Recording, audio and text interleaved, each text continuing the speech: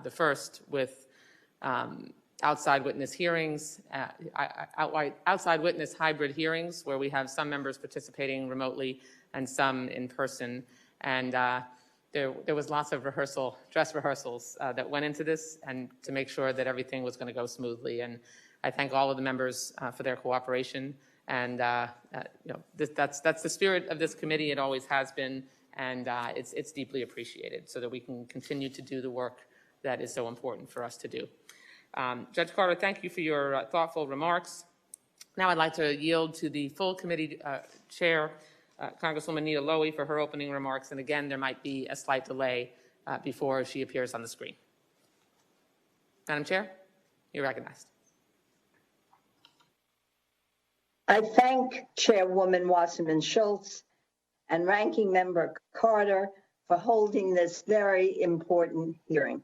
And I welcome Secretary Wilkie and our other distinguished officials. And I thank our committee staff for navigating this new way of conducting business.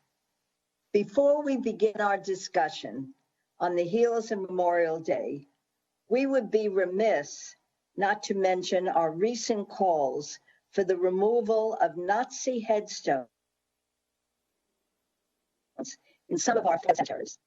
Although predecessors may have allowed them, today we need to do the right thing and remove these offensive symbols from the solemn ground where our brave warriors rest.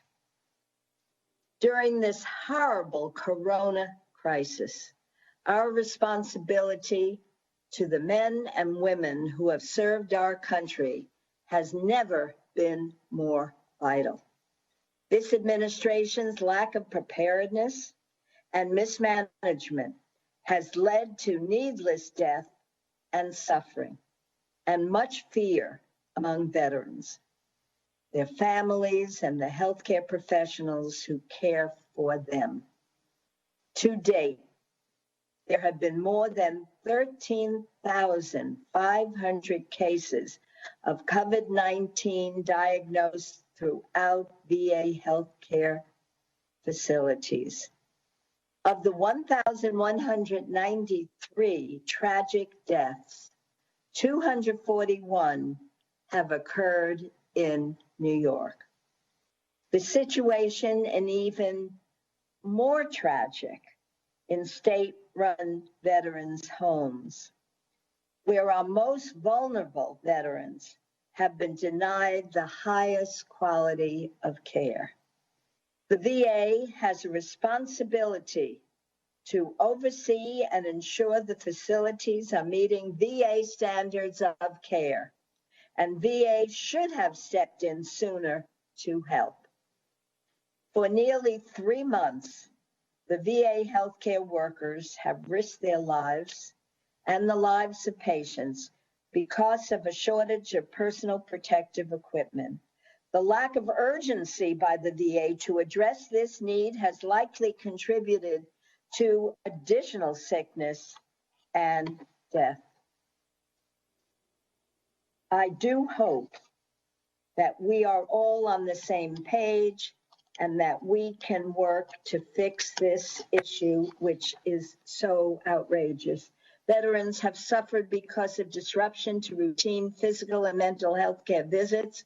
Many face the stress and burden of unemployment, homelessness, and uncertainty. And at a time when veterans most need the VA to be ahead of the curve, it is falling behind. We need to understand what went wrong, why then we can understand and identify what needs to be done to avoid this shameful treatment of veterans in the future. So thank you. I look forward to your statement, and I do look forward to answers to our questions. Thank you. Thank you, Madam Chair. Appreciate your thoughtful remarks. Mr. Secretary, as always, your full statement will be entered into the record, and you are recognized to summarize your remarks for 5 minutes. Well, thank you very much, and I want to thank you also for your availability to me throughout this. I value that relationship, and I think it is incredibly important to the department.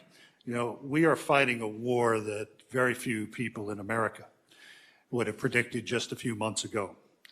Our doctors, nurses, and staff are routinely putting their lives on the line and sacrificing time with their families to care for veterans, most of whom are older and are therefore more vulnerable to this virus. 31 of our staff members have passed away, and as you know, we have lost hundreds of veterans to this disease. But the news is not all grim. From the start, VA took an aggressive posture to protect our patients from COVID-19, and our staff has worked tirelessly to carry it out with great success. Here is where we stand. We have diagnosed 11,500 veterans with the virus, but over 9,000 of them have fully recovered. That is 76%. Today, we are only treating 1,500 veterans for the virus out of the over 9.2 million veterans who are in our system. We are stocked with supplies. On average, VHA has a minimum of 2 weeks supply on hand of each type of PPE, gloves, eye protection, masks, gowns, and sanitizer. We are staffed in part because of the changes that we have made in our hiring processes. In the last 5 weeks, we have hired more than 10,000 medical staff, including 3,000 nurses. And as I discussed with the chair yesterday, I intend to keep these processes in place. If I need to come for a legislative fix, I will be doing so after consultation with you. Our infection rate among VA staff, I can argue, is the lowest of any healthcare system in the country. It is either at 0.5% or lower. And I credit the steps that we took early on to protect those on the front lines with these incredibly low numbers. We were the first healthcare system and the first federal agency to activate our emergency procedures. We did so in January, establishing 19 emergency operations centers across the country. We did begin to manage our supplies of PPE, and as I have been candid with the chair, our regular supply chain was disrupted by this national emergency, and we have changed to meet that emergency. In some ways, we have stressed the system, which I think will be better for the future. Telehealth services have expanded exponentially. In a normal month, we would conduct 40,000 mental health televisits. We are now at 900,000. We are reaching areas of the country that we never thought we would reach, particularly in tribal and rural America. This is a game changer, particularly when it comes to mental health. In April, we began working our fourth mission in earnest, taking in non-veterans in hotspots and deploying VA staff to nursing homes and state veterans' homes that needed our expertise, an issue I know some of you will want to talk about today. In addition, our Veterans Benefits Administration has reached out to more than 400,000 veterans and continuing to talk about our response and answer questions about their benefits during the crisis. Our National Cemetery Administration has taken steps to ensure that loved ones are interred. Yeah, there isn't a decent question there because he answered them, but I'll just think it's... Madam Chair, you need to mute your line. Secretary, you can resume.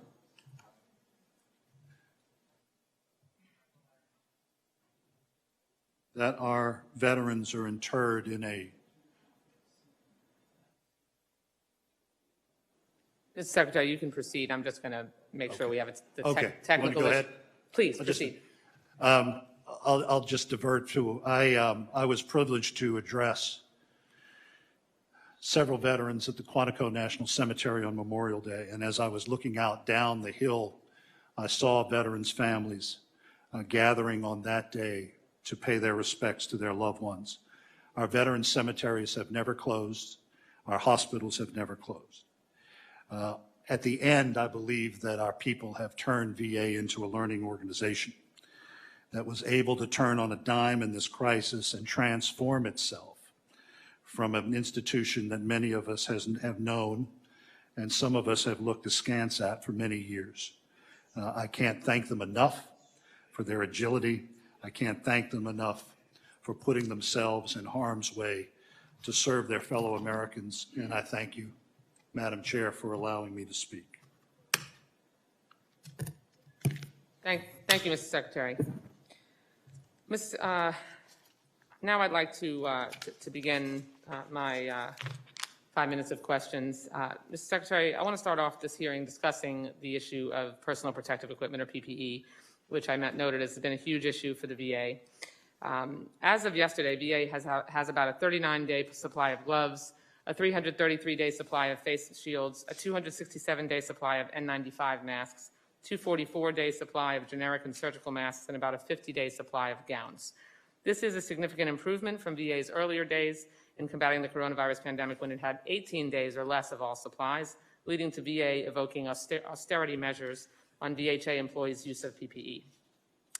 Per CDC guidance, as PPE availability returns to normal, healthcare facilities should promptly resume standard practices. Now that VA has significantly higher amounts of PPE, does VA plan to issue any additional, less stringent guidance to the field to further protect veterans and healthcare workers? And would you please clarify for the record what VA's guidance is regarding who receives PPE and under what circumstances they receive it, including veterans, frontline healthcare workers, and all other employees in the VA facilities? Yeah. I'll let the practitioner give you the chapter and verse on what the medical needs are. I will say that our hospitals have never run out of equipment. But in response to this emergency, as you and I discussed yesterday, we are putting in place plans and operations so that we do not have to adjust to a disruption in the supply chain. I have given instructions to begin the establishment of depots across the country to supply, to house PPE and other medical equipment, so that if this does rebound. Mr. Secretary, I want to be mindful of my time constraint. Yeah. Specifically, with more availability of PPE, do you have plans, because the last time you reissued guidance was May 1st, do you have plans to issue any additional, less stringent guidance to the field so we can further protect veterans and healthcare workers? We will, as we resume normal operations. How many days worth of supplies will VA need to have on hand before you're comfortable to further reduce the austerity measures? Madam Chair, I thank you for your attention to this issue, and I just want to emphasize that our workforce is our strongest asset. We have a workforce that runs toward a challenge, and it is our utmost priority to ensure that they are safe. I apologize. My time is limited, and we'll stipulate that we all very much appreciate their work. Yes, ma'am. And we have moved to universal masking throughout the pandemic. I'm proud to say that because of our early planning that began in January, our workforce has had what they need throughout the entirety of the response. Those on the front lines have N95 masks. Those in facilities have a mask a day. And every visitor to our facility, even if they are the caregiver of a veteran, accompanying that veteran to a critical appointment. Right. But I'm specifically asking about the austerity measures. Because yes, I understand that they're issued masks, but the concerns that have been expressed, the whistleblower anonymous complaints I've been getting have indicated that they're required to reuse repeatedly those masks, to have them lay out in the sun in order to sanitize them. What are the current criteria in terms of a mask issuance and PPE issuance so that reuse policy is not required? Madam Chair, thank you. We are at universal masking right now, and in reference to the austerity measures, this was a move in line with CDC guidance at the beginning of April. As the global supply chain was in a state of uncertainty and as the virus was surging, we were certain that we had 2 weeks of supply on hand. What we weren't certain of was our ability to resupply. And we made a strategic decision for a very brief period of time to make sure that our supplies would reach until we could be resupplied. At each point and each day across that time, our employees had what they needed and had N95s and masks and the full set of personal protective equipment that they needed to care for patients. And I would add, right now, we sadly have about 500 employees who are infected. The reason that number is stark is that that's 500 out of, in VHA, 330,000. So the measures that we put in place, arguably emergency measures, were designed in an emergency to take care of those who are the most immediately vulnerable. I've been able to expand the use of PPE as the emergency has changed. But I would also argue that the entire nation has been learning this on the fly.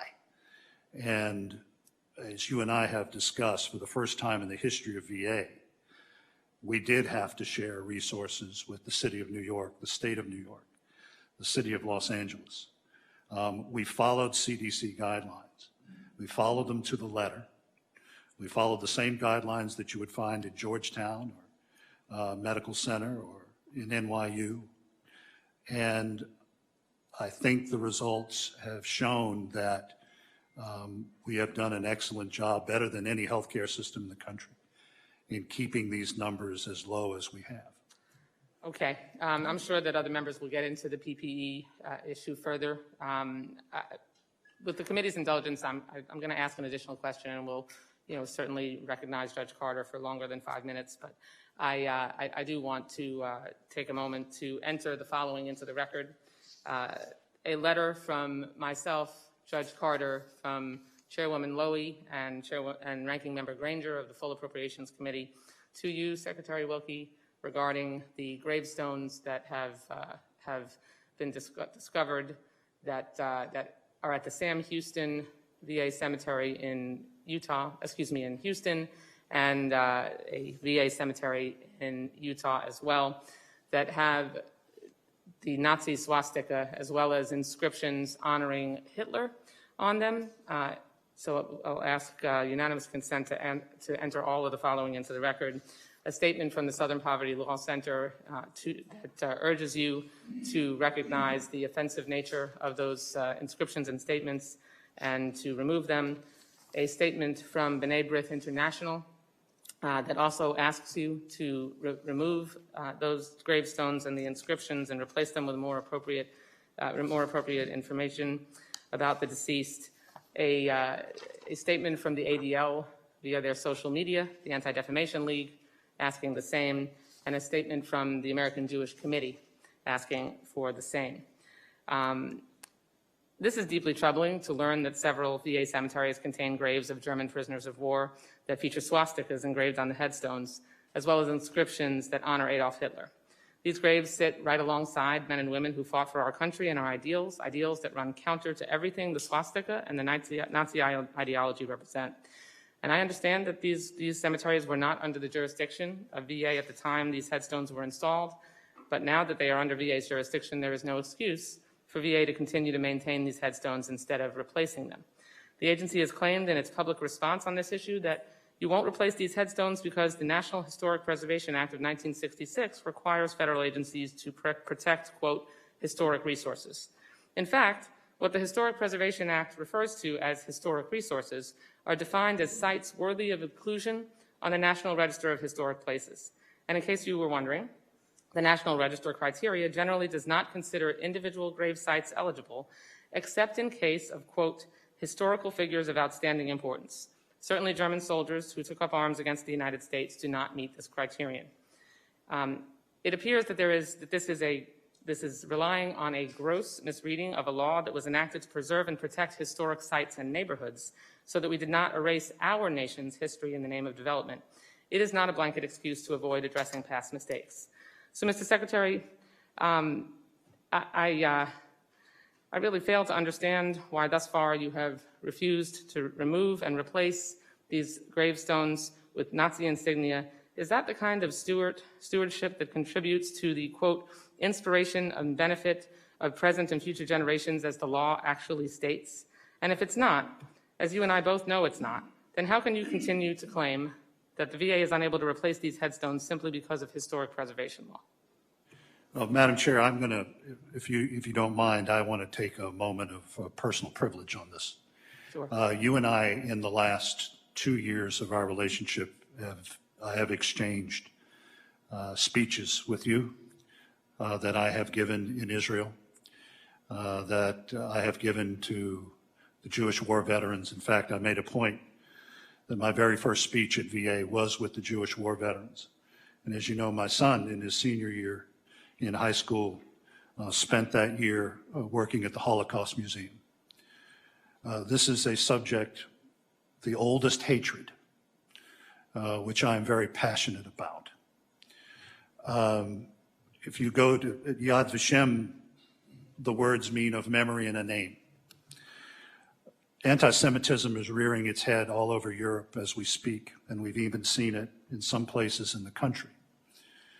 I happen to agree with the president of Haifa University, who was quoted in that Wall Street Journal article that the last thing we need to do is not remind Americans of the horrors of anti-Semitism and the horrors of the Nazi cult. I have asked my people to look at various ways to address this. I happen to think that making sure that when people visit our cemeteries, they are educated and informed of the horror is an incredibly important thing to do. Erasing these headstones removes them from memory. And as we continue to study the Holocaust, the last thing any Holocaust scholar wants to do is erase that memory. I think we can find a way to put this in historical context. That is my view, that we cannot erase the horror and ignore it. We have to continue to hammer it.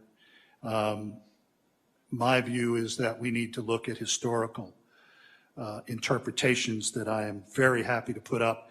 And I would also note in that Historical Preservation Act in Section 106, these cemeteries which we inherited from the Army are on the National Register of Historic Places.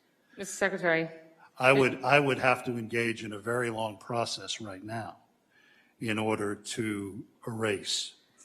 No, Mr. Secretary, if you look closer at the wording of that statute that VA is, that you just cited, Section 106, that you're apparently hiding behind, it says that it's the policy of the federal government to, quote, administer federally owned, administered, or controlled historic property in a spirit of stewardship.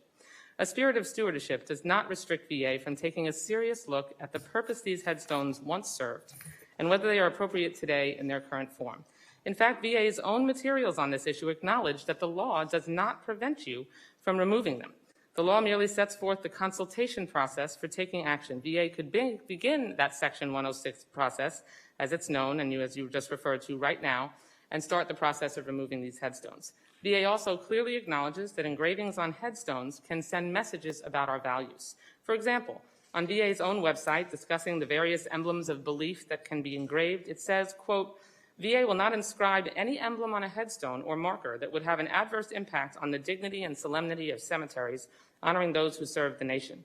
I would argue that swastikas, as well as the inscription that these headstones feature honoring Hitler, absolutely have an adverse impact in honoring those who served. We do not erase history by replacing these headstones for modern times with more appropriate inscriptions, and I am certainly not suggesting removing the dead who lie beneath the headstones, but I urge you to immediately begin the Section 106 process to replace these inappropriate and insensitive headstones. There are far more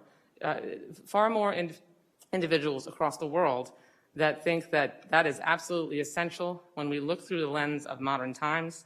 And I hope you're not suggesting that replacing these few offensive headstones with neutral replacements done in a respectful way would be an unreasonable step to take in the name of sensitivity. You have soldiers who fought and died, who were killed by the Nazis, whom they are lying next to, and whose loved ones need to walk past inscriptions in American veteran cemeteries that honor Hitler and have a Nazi swastika. The Nazi swastika is prohibited in Germany from being displayed because it is not seen as a reminder to prevent the hatred that it spawned.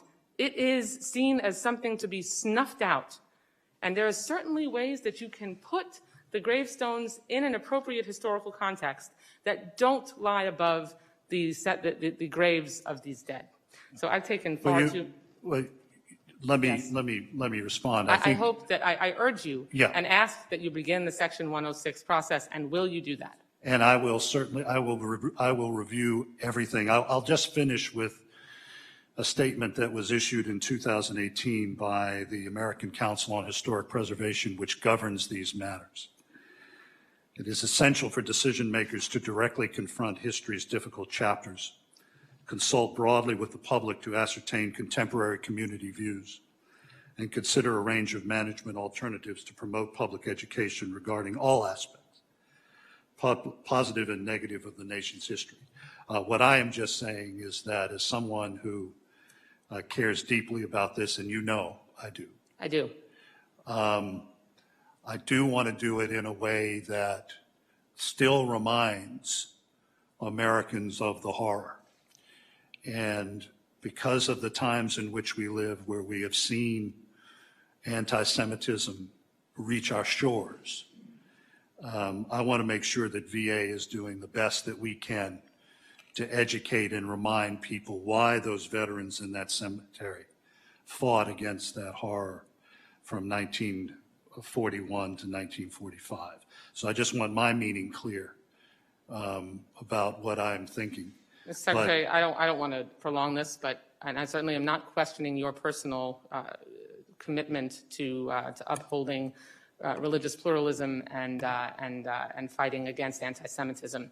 But a review is not a commitment to begin the Section 106 process. And I can assure you that this is not the last time we're going to deal with this. This is going to be dealt with one way or the other. So I really would urge you to make sure that we can set aside those gravestones from the 1940s and put them in context historically. There are other places in these cemeteries to do that without having them appear. And that may be reclaiming my time. Yeah, and that may be the answer. Reclaiming my time, Mr. Secretary, without having them appear above the graves of the Nazi POWs and having our families of those soldiers that were killed by Nazis walk past them when they visit their loved ones. And I'll conclude by saying I don't think we're that far off, because I do think that putting those in context in the cemeteries, as you just mentioned, is the way forward. It's just I'll take a look and see what we can do, because we have the same goal in mind, and as you know, I'm very passionate about that issue. Thank you. I am as well, as you can see, and I hope we reach the same conclusion, is that they are not in appropriate context now. Thank you very much for the committee's indulgence. I apologize. And Judge Carter, you're recognized for your for as long as you want to, basically. Thank you very much for the committee's indulgence. Judge Carter, you're recognized. Thank you, Madam Chairman. Thank you for recognizing me. And Secretary Wilkie, welcome. Glad to have you here. Before I go to some of the parts of the questioning here, let's go back to the subject matter at hand. I love history, and I read history, and I read, my hobby is reading history. In trying to consider what probably happened in 1943 and 1944, when these things were erected, it's hard to conceive in the 21st century why they would be that way, with all we know about the horrors of what went on to the Jewish people and other people in those concentration camps. But if you will study your history, you realize that we had rumors of these things at the governmental level. But you know, they weren't subject to 24-hour news like we do. And yet, so the average American or the average soldier, he may not even have a concept of what was going on in the persecution world of Germany at that time.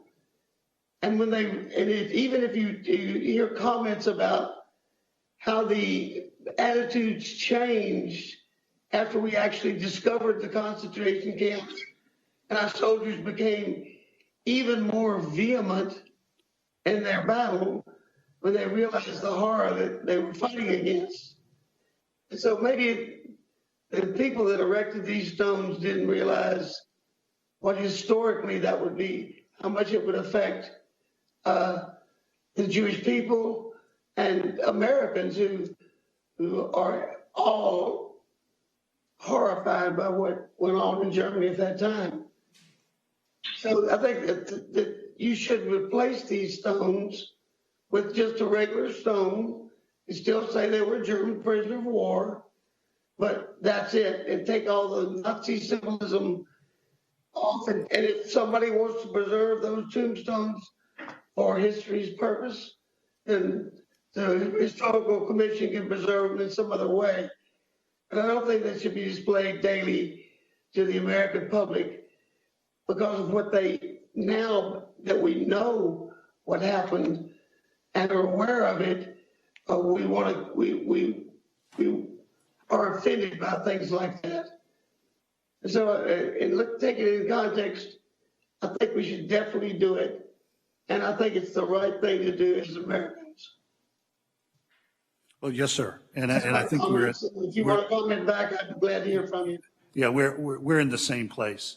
And I mentioned earlier, my only concern, and it's one from passionate for you, is to make sure that when we do this, we are still reminding people of that horror and why those soldiers fought, and that we educate, because the last thing, I mean, there's a museum down the street that will not let people forget. It is to never forget. And because of my feelings on this issue, I want to make sure that if it's done so that we still allow people to reflect, to contemplate, and to say also never again. Well, I'm sure we can work this out because it's very important to every member of this committee, the Appropriations Committee. You'll note that both the chairman and ranking member of the full committee have endorsed our letter, and we expect it to be done. Moving on, the CARES Act provides you with $19.6 billion to respond to the COVID-19. As of last week, less than $2 billion of that money has been obligated. How much funding has been obligated as of today? How much has been allocated? And should we be concerned about the low rate of obligation? I'll let John Rachowski, our Chief Financial Officer, answer that. Madam Chair, is that all right? Yes, but before he answers, there is one vote that begins now, but we're voting in those groups. So I'm going to continue with the hearing, and members who have to go vote during their group should do so, and then just come back to the hearing. So yes, Mr. Michalski, you're recognized. Thank you, and thank you for the question. So as of today, I would say about $2.3 billion has been obligated. And should we be concerned about that, or does it seem low? What I would say is we don't really have a precedent to compare. We're sort of creating the baseline today. We are finding many things out. At first, I think the committee for the funds they provided, there were some expenses that were less, some were more. For example, we were putting some workers into hotels so they didn't have to go home, things like that. And so we're going to know a lot more in 6 months. I think that we are absolutely adequately funded at this time. The one thing I would say that we probably can make better use of this with some additional flexibility, and by that, I mean maybe some additional limited transfer authority. There were a couple of areas where we probably did not think through what we needed. VBA for overtime and some education system upgrades, NCA for additional workload. But I think we're providing updated obligation reports weekly, and we're going to see how this goes. It's just there's nothing really to compare it to know if that's low or high. In some cases, as you know, the materials and supplies weren't available when we wanted to buy them. We also have to go through the federal procurement process pretty much, and that takes a little bit of time. We have an old accounting system, so not everything is real time. But I think that we'll see this grow pretty substantially, especially as we resupply ourselves and have stock on hand. Judge Carter? Well, the administration is considering a fifth supplemental funding package as needed. How much more do you think the VA, how much would you estimate the VA would need an additional supplemental package if we put one forward? How much more does VA estimate will be the need to address current COVID situation? What if the infections spike in the fall, as some are predicting? And if you were on this subcommittee, how would you balance the low obligation rate for the CARES Act funding with your estimate of future needs? Thank you, sir. So I think that with respect to additional supplemental funding, I think from what I see now, we're adequately funded. I don't know what's going to happen in the future with respect to spikes and things like that, but I think we're still, from a medical perspective, adequately funded for additional needs. So not in that area. The one area I could see potentially additional needs, and we're working with our facilities folks to see about accelerating reconfiguration of some of our facilities from multi-patient rooms to single-patient rooms. That was something that we already knew, but can we accelerate that? That made a big difference. But that's probably the only area. If I was on the committee, I'll tell you what, we need more than money at this point is probably some additional flexibility that I mentioned to move some of the CARES money around, and then some additional legislative, I think, provisions. We have one that's very important right now, and it's sort of related, but not exactly. We need authority to keep paying our community care bills the way we are today. We call that obligate and pay. We have a legal ruling that we are probably not in compliance with the law, with the procurement law. If we don't get that authorization, we are going to be short about $5 billion in community care. But it's a matter of an accounting issue and a legal issue as opposed to a money issue. Thank you, Madam Chairman. I'll yield back. Thank you so much. Judge Carter yields back. Next, I'd like to recognize Chairwoman Lowy for her questions.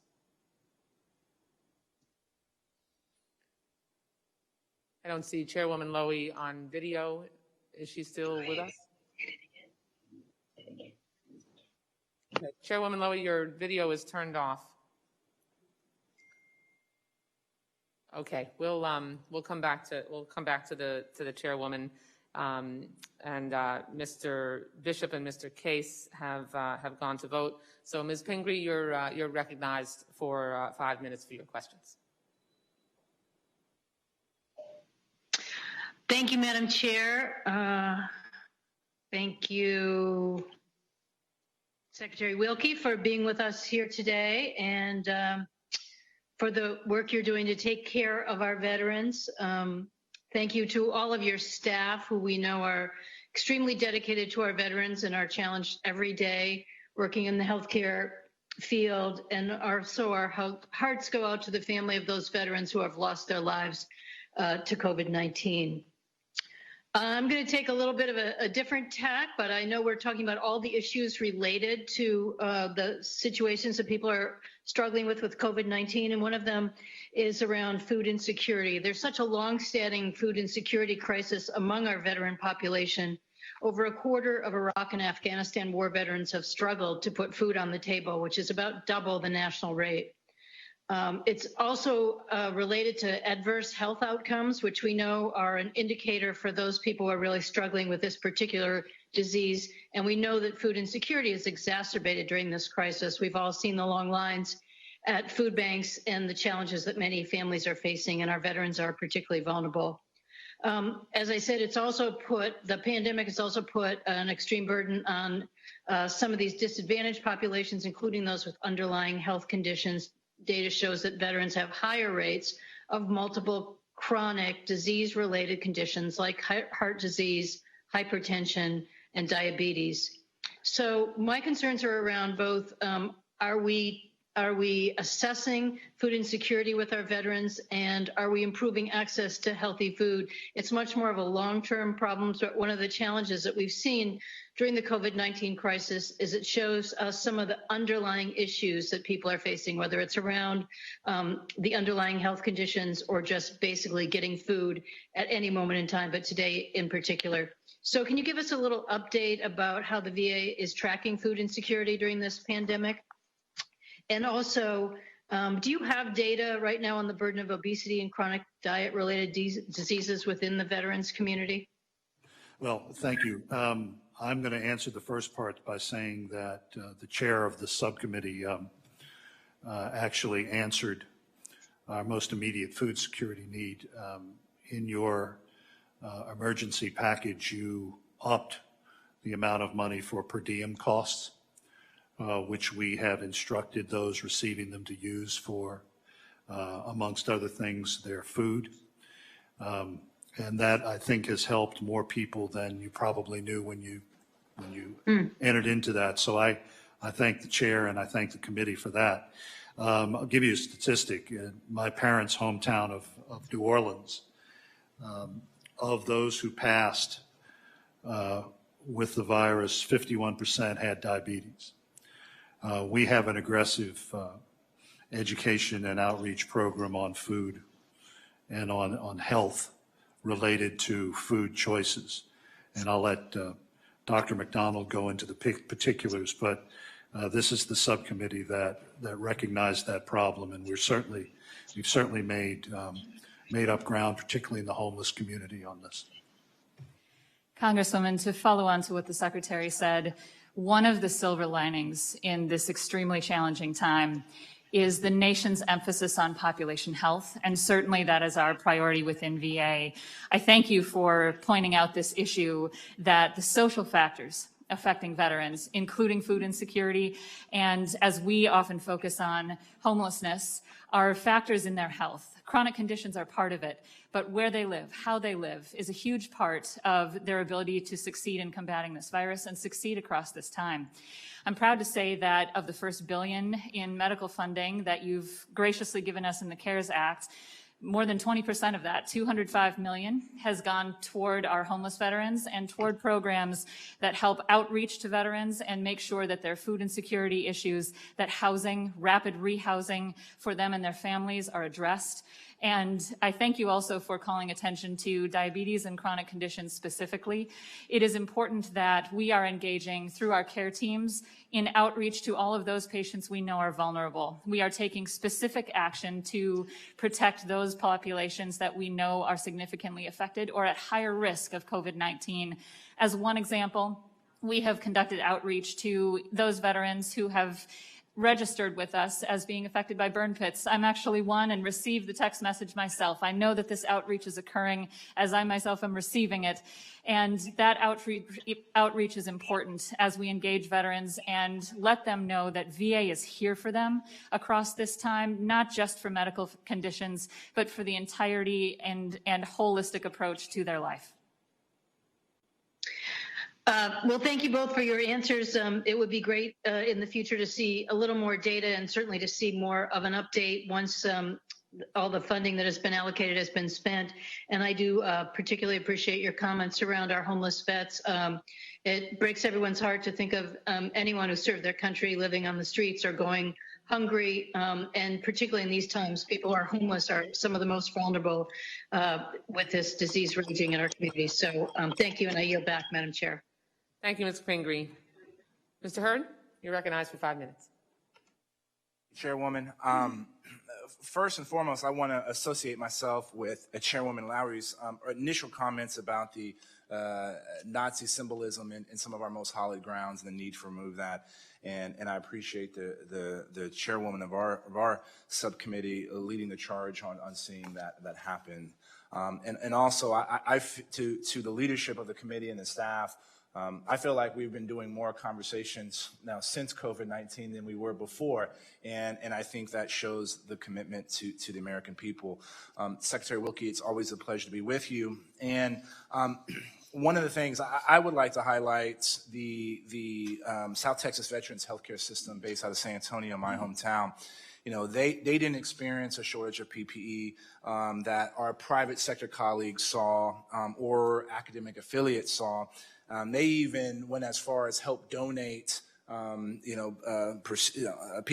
to folks within the community to make sure the community was in response. And they've also been leading in the Video Connect system that was already in use before COVID-19, and they're now a leader in the number of VA Video Connect episodes of care. And one of my questions is, how do we ensure that for the foreseeable future that we're able to continue this level of technical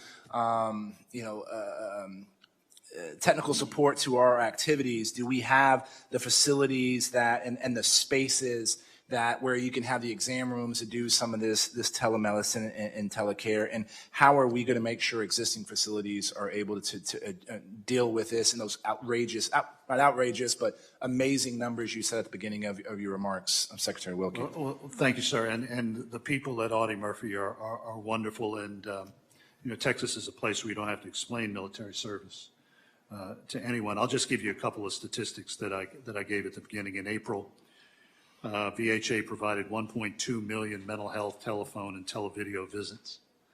And that is an astounding number. We have stressed the system, and I don't believe we're going to go back. Part of the change has been the distribution of thousands and thousands of tablets, particularly in rural and Native America. I cut the ribbon on the first VA private sector telehealth clinic at a Walmart in Asheboro, North Carolina. I expect Walmart will be expanding that across the country, particularly as Walmart has a footprint in most of rural America. Video telemedicine is the wave of the future, particularly in mental health. And I think we are now at a stage where we're not going to revert back to the old ways. The subcommittee has recognized that by funding our outreach. And I'll ask the practitioner if she has anything to say, Dr. McDonald. Thank you, Mr. Secretary. I will simply add that as part of the way we design facilities, even now, telehealth is included in those plans. And the beauty of the authority that you all have given us with the option to provide telehealth anywhere to anywhere, where a veteran is able to be at home in their living room, and our practitioners are able to deliver that care from anywhere they may be serving.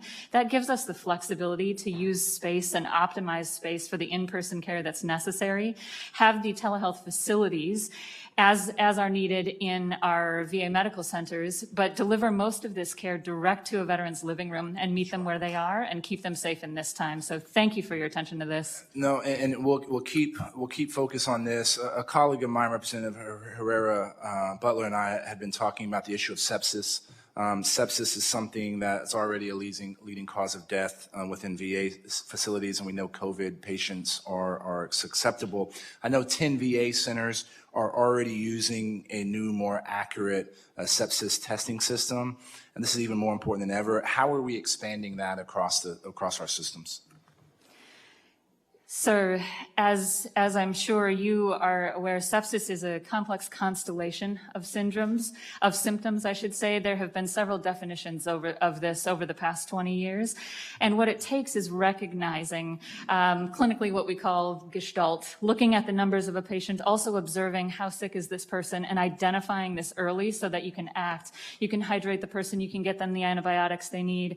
What several of our facilities, as you've referenced, are exploring is an automated way to synchronize that data and alert clinicians that this might be sepsis, then for them to make a more immediate clinical decision to engage that patient. We already have extensive and consistent protocols across our system for this, and we have excellent data to show that we're effective in managing this. But these advancements in technology may take us one step further, and that, as you mentioned, will be important in this setting of COVID, where we know that this is a complication of the illness. Thank you, Chairwoman. Thank you, Mr. Hurd. Now I'd like to recognize Mr. Cartwright. Oh, forgive me. I'm sorry. Mr. Case is back. Recognize Mr. Case for 5 minutes. Thank you. Thank you, Madam Chair. Mr. Secretary, greetings from the Pacific, where you're remembered fondly for being the first VA Secretary to visit some of our more remote VA communities, much less any ranking federal official. And so thank you for not only trying to understand, but trying to feel that remoteness that the veterans feel. I wanted to follow up on and by the way, I want to commend your team in Hawaii and throughout the Pacific. They've really done a really nice job through COVID-19, not only in taking care of our veterans communities, but also in interacting with our local healthcare facilities and providers. It's really, I Sir, think, may I also mention that you're getting a new director? Pardon?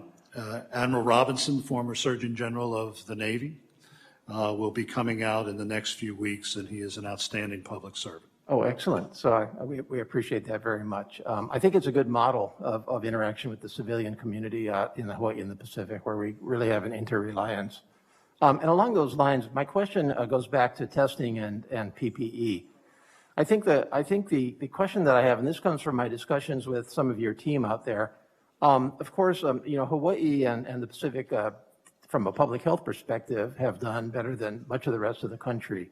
That's come at the expense of our economy, by the way, because we shut down tourism to get those low numbers. So we have a tremendous economic issue where we're one of the worst in the country.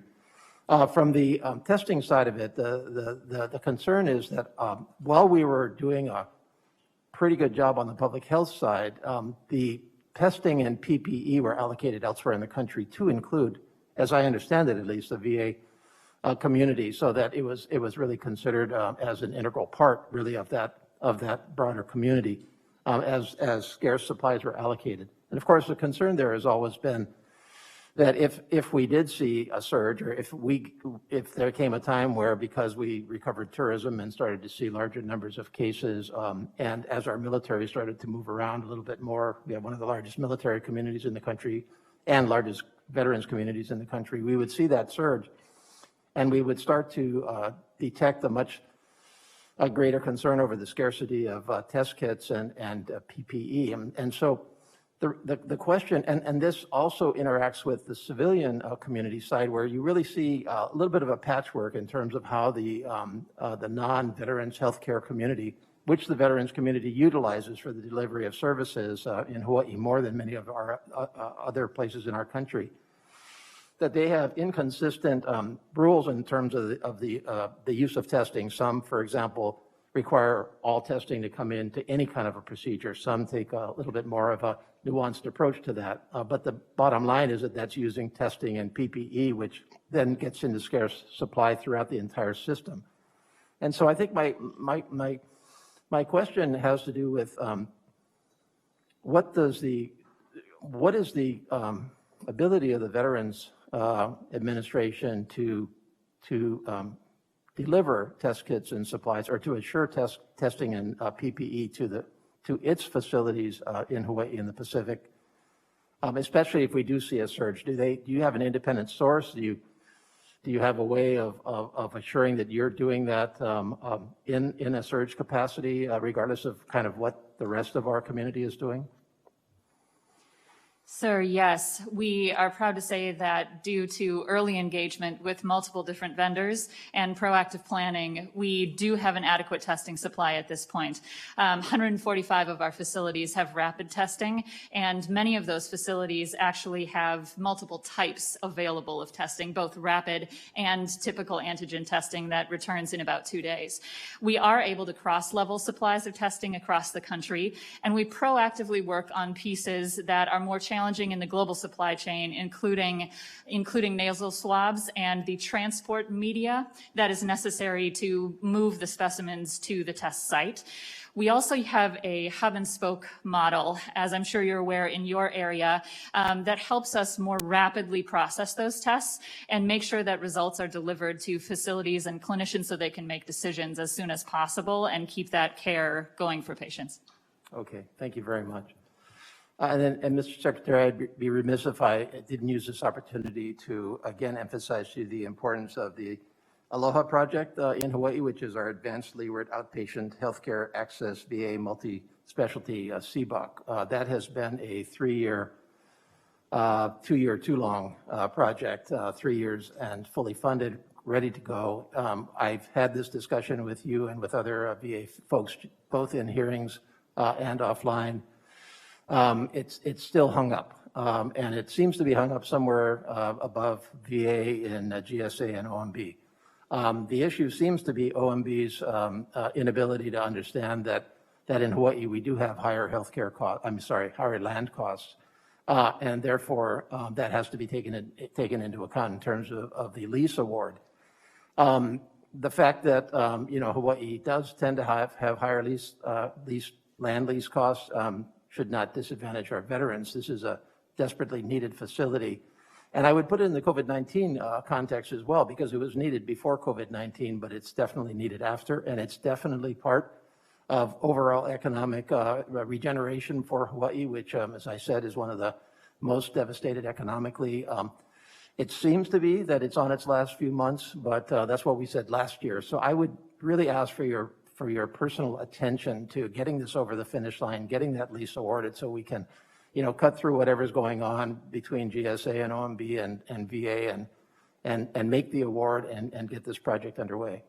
I agree with you, sir. And I've said that in a country like this, particularly with the veterans population that we have, one size doesn't fit all. The solution in Fayetteville, North Carolina does not make any sense on the Big Island. So they've heard me. I will go back to them and see if I can, as you say, push it across the finish line. But I agree with you, and I also agree with you about the needs, the particular needs of the veterans community on the islands. Thank you very much. Thank you, Mr. Case. Mr. Rutherford?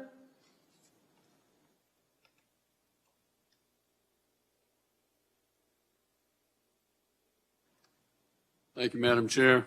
Mr. Secretary, first on behalf of the 1.6 million veterans in my state of Florida, our home state of Florida, I want to say thank you for the service. And I want to talk about access to care a little bit here. One of the, you mentioned that you've since the COVID-19, we've seen 900,000 telemedicine encounters, and quite frankly, I'm a little concerned about that because I hear people talk about telemedicine as medicine that's good enough, and in fact, I had an individual that spoke to me about his yearly physical, retired veteran who in the past would get the blood work up and would go in and the doctor would go over those results with him. And this year his physical was a 5-minute phone call, no blood work, because he was in a low-risk population. But the whole purpose, and this goes to the underlying health concerns that have been highlighted, as you mentioned earlier, by COVID-19, the focus on health and finding issues before they become serious issues, that's what that physical is for. So my question is, can you tell me, first of all, define for me what a telemedicine encounter is, because in the private world, I think it's going to be even more concerning because whether it's CMS paying for that or insurance companies, exactly what is the definition of that? A 5-minute phone call is that a telemedicine encounter? And so how do you find that? Are there areas where you think it's not effective? See, I would think if we're going to have a phone conversation for a doctor to simply go over blood work with me to tell me where I'm high, where I'm low, what may need to be followed, I think that is reasonable. But for a physical to devolve into just a 5-minute phone call, I question whether that's the best use of telemedicine.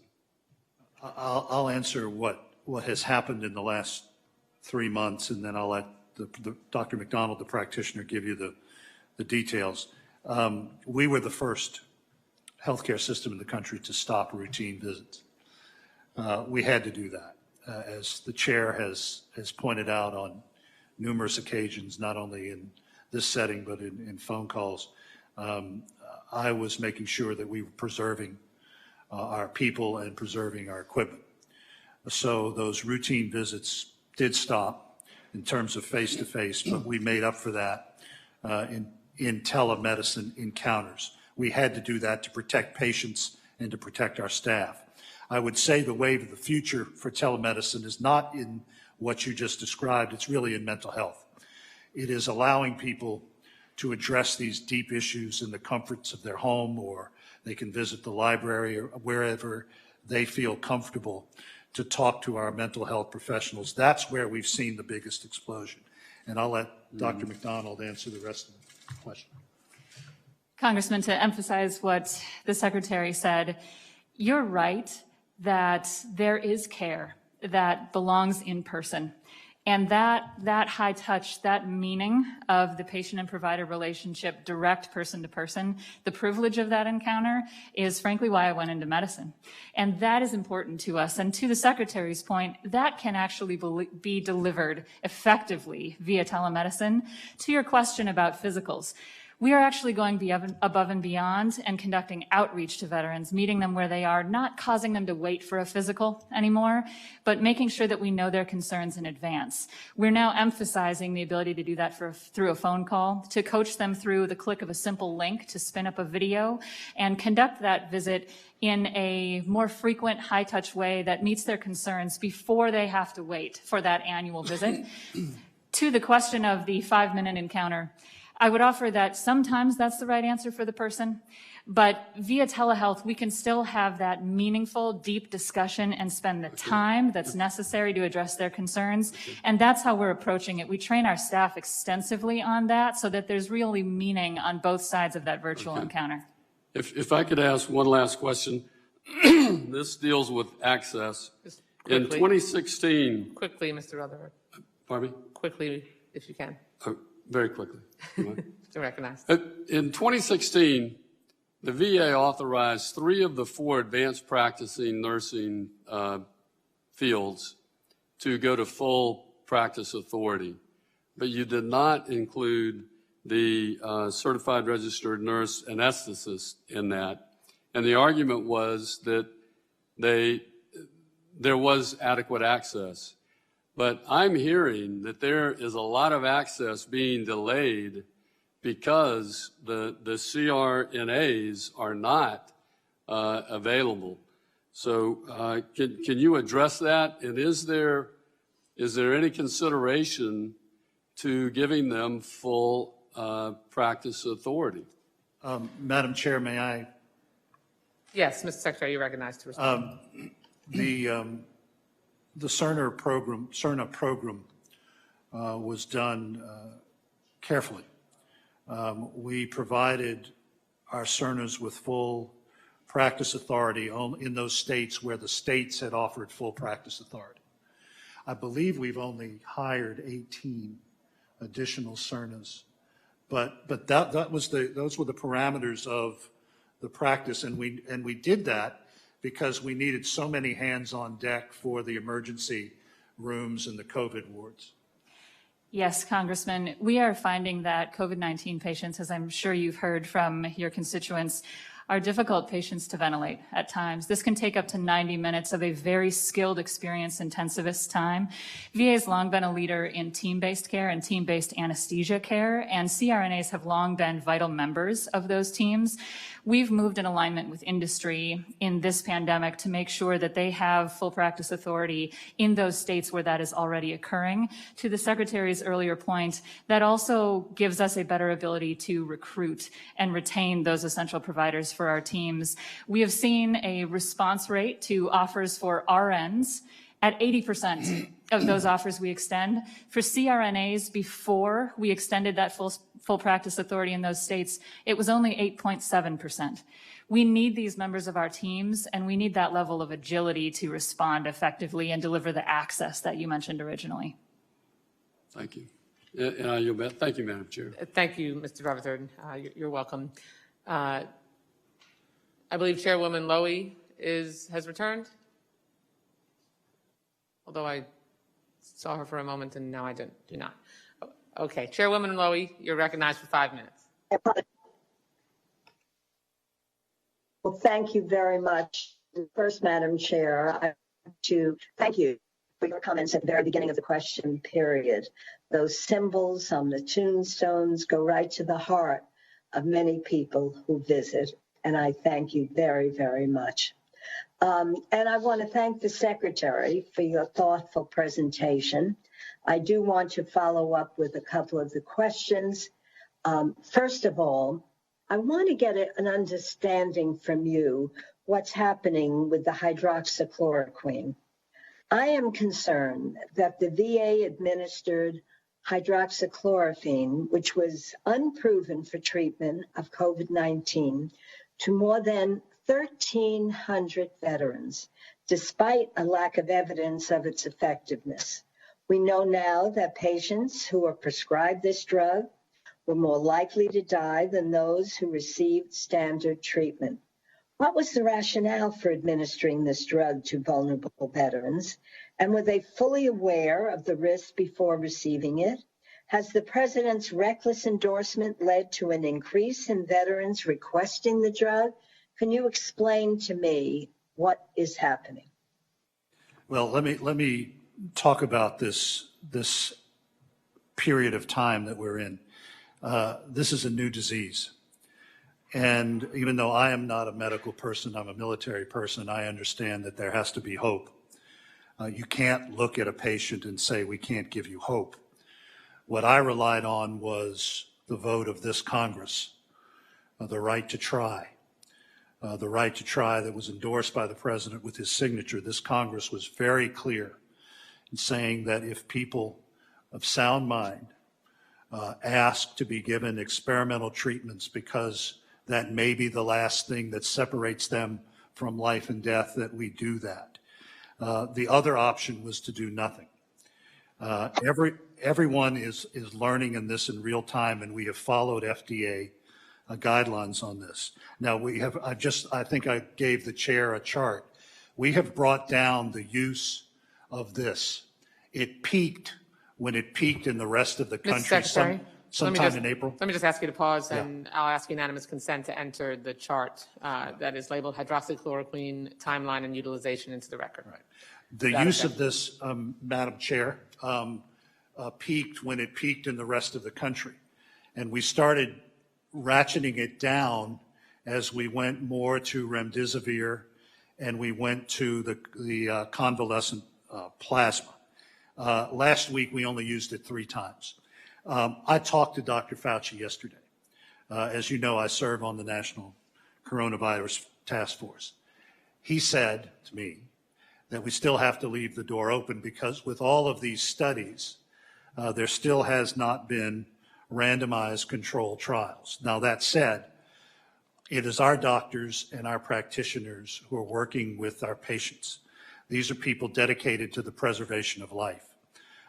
Again, we are all learning as we go in this crisis.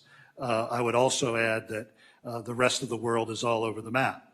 France banned it, and then the government in India said it is absolutely essential for them to provide their people with it to protect them from the virus. So again, we have ratcheted down as we've brought more treatments online, and I expect that trend to continue in the future. But our mission was to preserve and protect life. Mr. Secretary, thank you very much for your commitment. However, I would hope that the VA would respond to the science that is clearly coming from Dr. Fauci rather than some wishful thinking coming from the president. But let's move on to another question. It's very disappointing to me that the VA was using that drug that Dr. Fauci did not endorse. And I've known Dr. Fauci on the committee forever, for at least 30 years. And I would listen to him rather than the president when we're looking for scientific information. I'd like to get to the mental health issue because we know that social isolation poses dangers for the general population, but particularly for the veterans who have suffered with mental illness. Can you tell me what the VA is doing to continue connections with at-risk veterans during this time of stay-home orders?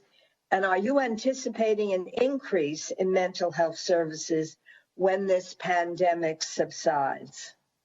Well, we have changed the way we do business when it comes to mental health care. And I think that is the silver lining from this crisis, because we have sent out over 40 million individual communications, not just to veterans, but to families and caregivers. We're unique as a healthcare system, in that, like the military, when someone joins, the family joins.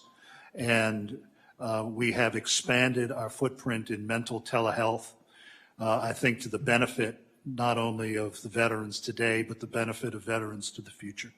I will be, Madam Chair, inaugurating our Prevents Task Force recommendations on mental health and suicide prevention on June 14th. That will be the first national roadmap that will fall in line with the question that you just asked about the way of the future when it comes to mental health. I think we will be the first large healthcare organization to have a national conversation to invoke a national conversation on mental health and how we treat it. That also will include a roadmap on homelessness and will also include a roadmap on addiction. That is in line with your thinking, and I know that is in line with the thinking of the chair. Thank you. Madam Chair, I believe my time is up. I'm not sure what timing we're using. Shall I? Your time is expired, Madam Chair. But Thank you very much, Madam Chair. Thank you. We'll be doing a second round, so there'll be another opportunity. Thank you so much. And just before we move on to the next question, I'll just note, Mr. Secretary, for the record, that Dr. Fauci said just yesterday on hydroxychloroquine that the scientific data is, and I quote, "The scientific data is really quite evident now about the lack of efficacy." So he's made it very clear where he is on the effectiveness of hydroxychloroquine. And as I mentioned, I talked to him after he made that statement and relayed his thoughts to him. Thank you. Next, we have Ms. Roby. You're recognized for 5 minutes. Thank you, Madam Chair. At a time when we are in the midst of the most serious health pandemic in over a century, the Central Alabama Veterans Healthcare System still has multiple leadership and staff positions that are unfilled. Currently, there is no permanent director. There's a pending start date for a chief of staff. There's no permanent deputy chief of staff, and there are an additional 6 service chief openings with no permanent staff at Cavits. It remains unacceptable that Cavits still has so many senior staff openings. I just don't understand how you, Mr. Secretary, can expect to bring about positive change for our veterans care and the management to the VA employees when you have no permanent leadership to bring about this change. It's especially concerning that after the previous director left in September of 2019, we still do not have a full-time director, and it's almost June. We know that Central Alabama VA has much improvement to make, and the right attention at the highest levels of the Department of Veterans Affairs is warranted, which is not effectively happening now. My office continues to have difficulties in getting answers from Cavits to even the simplest of questions. In preparation for this hearing, my office reached out to the VA staff here in Washington and directly to Cavits with questions about staffing vacancies. My Washington office received a fairly prompt response, while my district office has yet to receive an answer from Cavits and made that request 13 days ago. While I appreciate the response time of the VA staff here in Washington, the staffing vacancy data was readily available because it had been included in a report provided to Congress on May 14th. That report, specific to Cavits, was required by law due to language that thankfully the chairwoman and I pushed to include in the appropriations bill last year. And for the members of this committee, we had to put language into law to get the VA to communicate with me specific to Cavits.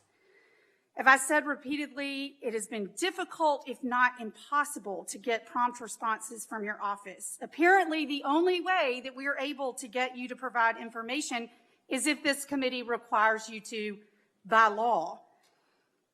Or if you're scheduled to testify before our committee, the information is nicely delivered right before a hearing. My office has been left in the dark with the COVID-19, mostly in the dark with as it relates to COVID-19 and updates from CAVIX. Since this pandemic began, CAVIX has held only 2 congressional staff briefings, both in April. That seems to be woefully inadequate, especially when it is my understanding that Birmingham, and for those of you who are not familiar with Alabama, it's about an hour and a half north of Montgomery. The Birmingham, Alabama VA has been providing congressional COVID-19 briefings every 2 weeks. I was encouraged to hear that CAVIX would be holding their first congressional COVID-19 briefing in over a month this Friday, May 29th. Well, that was fleeting because that briefing was just postponed yesterday. It was not postponed for a week or 2 weeks. It was postponed for an entire month, meaning it will be 2 months in total since we've heard from CAVIX on COVID-19. Madam Chair, I know you and our colleagues on this committee have continuously heard my pleas and pushed to improve the management and overall care for our veterans in Central and Southeast Alabama. And please know that I will continue to push for answers and actual improvements until my last day serving in Congress. Mr. Secretary, my wish is, and my hope, not for me, but for the veterans that I serve, is that we won't continue to talk about how we hope CAVIX will improve, but that your actions as the top leader in the VA will demonstrate to those veterans the actions, real improvements will demonstrate your commitment to CAVIX. So I'll give you an opportunity to respond to my comments. Madam Chair, I'm past the time, may I? No, you can respond. Thank you, Mr. Secretary. Well, I will say one of the first visits I made as Secretary was to Central Alabama, both to Montgomery and to Tuskegee. I think I was the first Secretary to ever visit Tuskegee, and very proud of that. I've paid attention to it. We have changed leadership. I believe that the folks in Montgomery and Tuskegee have provided the entire state of Alabama with important services. We have placed many of our employees in Central Alabama at the Bill Nichols State Veterans Home to help the veterans there who were in deep crisis. The staffing issues that you're talking about, and I understand the value of permanence, but those positions are occupied. I have the same issue in my in my office. I have an acting deputy. I have an acting chief of staff. That doesn't mean that the work is not being done.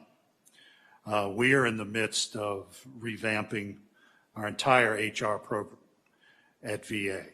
I agree with you the first time that you raised this issue, that it was not adequate for the entire country and certainly not adequate for Central Alabama. And as you know, my family lives in North Alabama, so it's a state that I'm in a lot.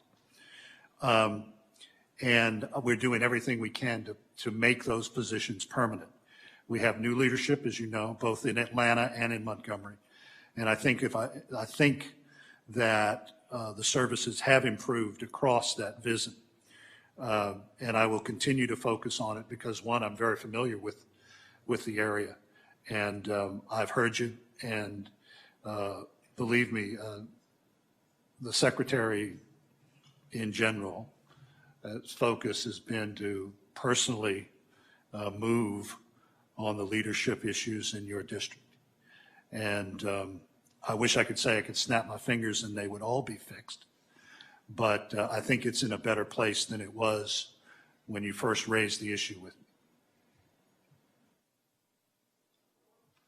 I don't know who, Mr. Bishop has the gavel. I would just say to you, Mr. Secretary, where there have been some improvements, the situation is still very dire. And whereas I want nothing more than to celebrate improvements in care for our veterans, we have a long way to go.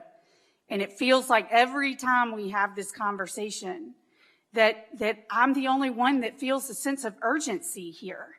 And I just want to see more passion and urgency from your office and dedication to dealing with, we're still one of the worst VAs in the country.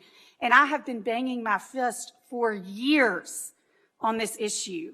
And so, again, I want to celebrate whatever improvements there are to celebrate, but just know we have a very long way to go. And I'm sure Mr. Bishop could comment on that as well. And I yield back. Thank you.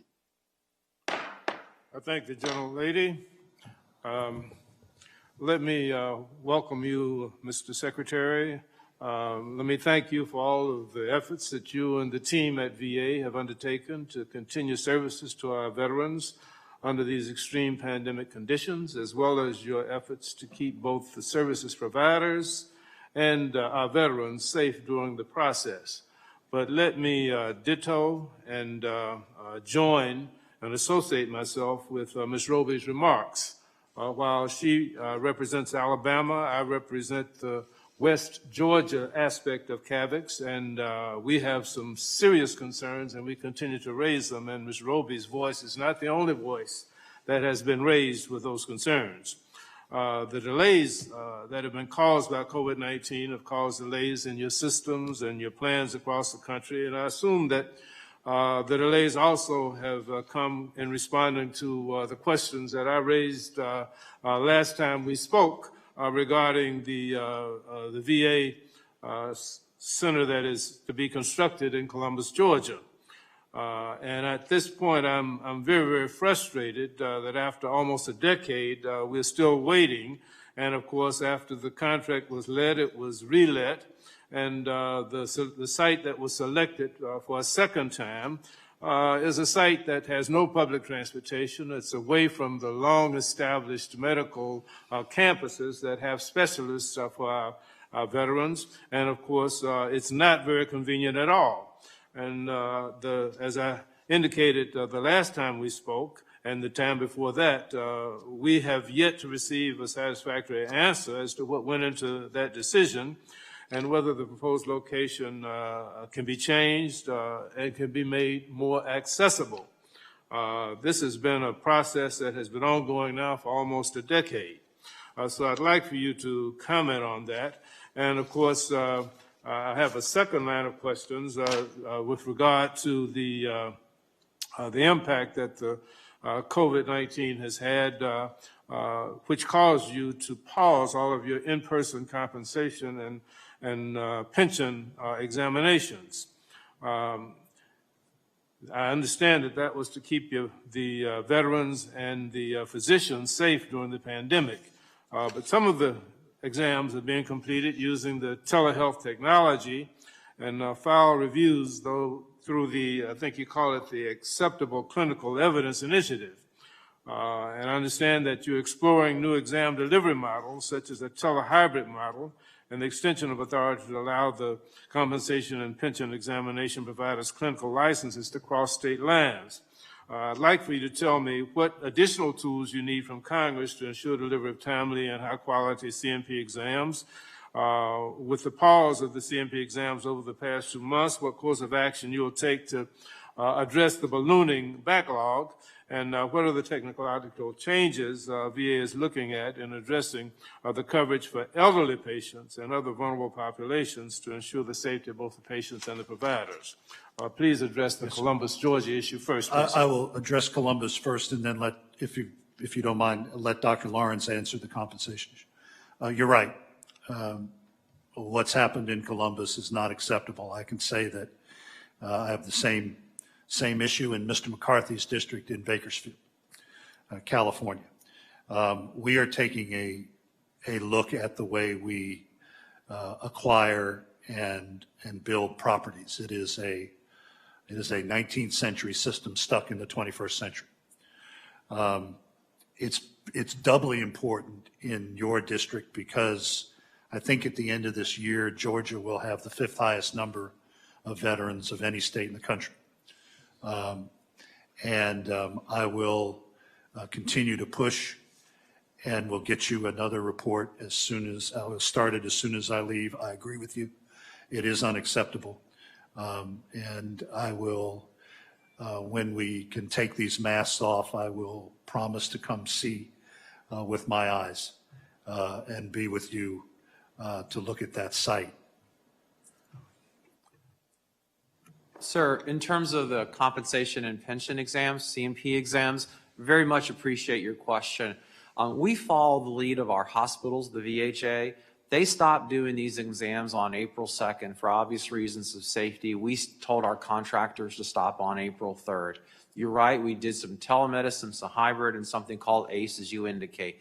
But you're right, the failure to meet in person, you can only do those things I just described and you described for a limited number of the total. The failure to be able to do in-person compensation and pension exams sets us back as we can't process claims. We're partially awarding claims. We're awarding some of the claims we have, but this is a big deal. We are working with the vendors to get ready to reopen, again, following VHA's lane. You were generous to ask, what do we need? We have a request before you to do two things. Allow doctors who do these exams to practice across state lines and allow non-doctors, essentially nurse practitioners, to do some of these. We think that'll greatly expand our capacity, which will bring down the backlog. I know you're concerned about the backlog, sir. This morning it's 114,000. In November, it was 64,000. We know how to drive it down. We're not proud of this. Our team is embarrassed. We want to open up, get the CMP exams, and get back to that very low number. Thank you, sir. I think my time has expired. At this time, I recognize Mr. Cartwright. Thank you, Mr. Bishop. And thank you, Mr. Secretary, for coming today. I listened to your opening statement, and you said that we've lost hundreds of veteran patients to this COVID-19 disease, and in fact, that's what you wrote in your written opening statement as well. Am I correct? Yes, sir.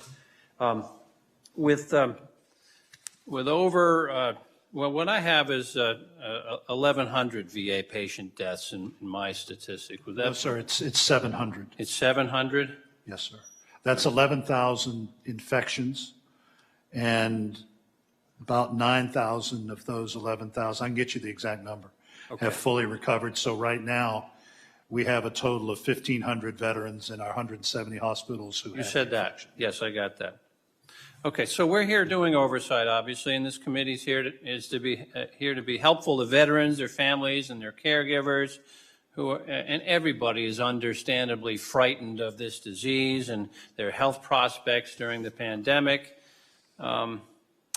There's been some debate, and I wanted to bring it up with you, about how much authority the VA has over state-run veterans' homes. Now, we're very proud. I'm from Scranton, Pennsylvania, and we have the Gino Murley Veterans Center, which has had no deaths, 0. It's a state-run veterans home in Scranton.